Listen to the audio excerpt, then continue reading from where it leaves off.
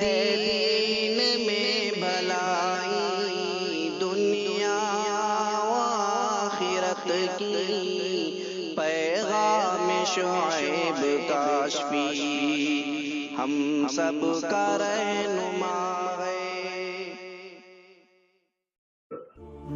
پوری جن سنکھیا آپ کے مسجد سے زیادہ نہیں تھی، لیکن اس قرآن کریم کے عامل سے وہ روگوں پر روگ ڈالتا تھا۔ یہ روگ ہمارا نکلا اس کتاب کو چھوڑنے سے۔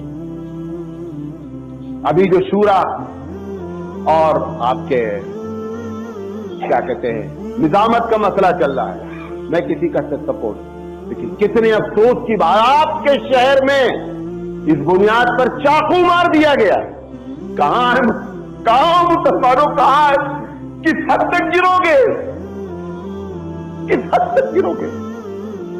ایک مسلمان کلمہ پڑھتا ہو اس کو چاقو مار دیا جائے کیونکہ ہمارے مزاج کے خلاف کوئی نہیں بچا سکتا، کوئی نہیں بچا سکتا۔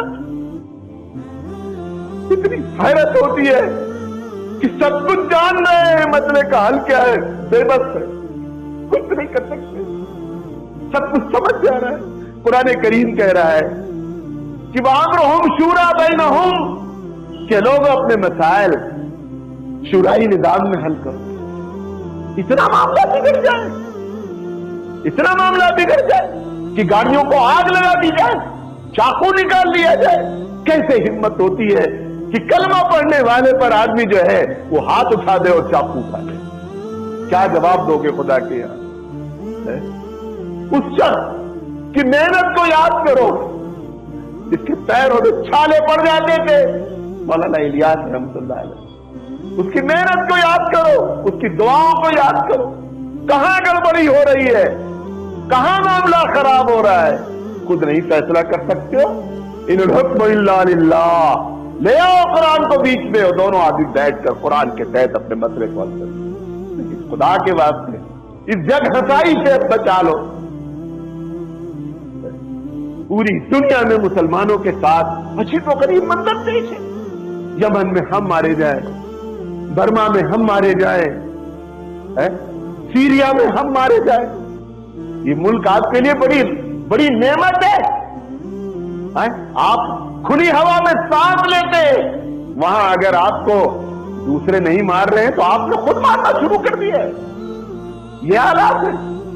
قیامت میں کیا جواب دو گے ان بزرگوں نے جنہوں نے اپنی پوری زندگیاں لگا دی دعوت میں؟ ان کو کیا جواب دیا جائے گا؟ اسی کے لیے انہوں نے یہ کام کیا تھا کہ چاقو چلے اور لاٹھی چلے، مسجدوں سے لوگوں کو باہر کر دیا جائے۔ ایک آدمی ارے مسجد سے تو اللہ کے رسول نے کافر کو کہا پیشاب کر رہا تھا، پیشاب کر رہا تھا، وہ تو دعوت کا کام لے کر آیا ہے۔ ٹھیک ہے، نظریاتی طور سے تم سے اختلاف ہے، لیکن کتنی بڑی ہمت ہے، نکل جاؤ مسجد سے۔ اللہ اکبر، زبانیں گم ہو جائے، فالج پڑ جائے۔ اگر اب ایسا نہیں کر رہا ہے، خدا کے واسطے اس کی ڈھیل کو ہلکا نہ جانو۔ اللہ کے رسول صلی اللہ علیہ وسلم کے سامنے کونے میں کھڑے کر پیشاب کر رہا ہے، کون؟ کافر۔ کہاں کر رہا ہے؟ مسجد میں کر رہا ہے۔ صحابہ کو غصہ آتا ہے، ارے ہماری مسجد میں۔ حضور کہتے ہیں شانتی اختیار کرو، پیشاب کر لیں۔ کیا بات! اس رحمت للعالمین کے امتی ہیں جو مسجد میں پیشاب کرنے سے، اور جواب کیا دیتے ہیں سرکار دو عالم؟ کہتے ہیں کہ اگر بیچ میں روک دو گے تو پیشاب رک جائے گا تو اس کو تکلیف ہوگی، پیشاب کر لینے دو۔ ایسے نہیں لوگ حضور کو دل دے بیٹھے، صاحب قربانیاں ہیں، اخلاق ہیں۔ یہ تو لوگوں نے بدنام، جو کہتا ہے حضور نے تلوار سے اسلام کو، وہ بھی خدا کی قسم جانتا ہے کہ تلوار سے نہیں پھیلا ہے، جھوٹ بولتا ہے، اپنے آپ سے جھوٹ بولتا ہے۔ اللہ کے رسول صلی اللہ علیہ وسلم نے بلا کر کے سمجھا دیا، کافر کو برداشت کر لیا جائے، ایک مسلمان کو مسجد میں برداشت نہ کیا جائے۔ کیا زمانہ ہے!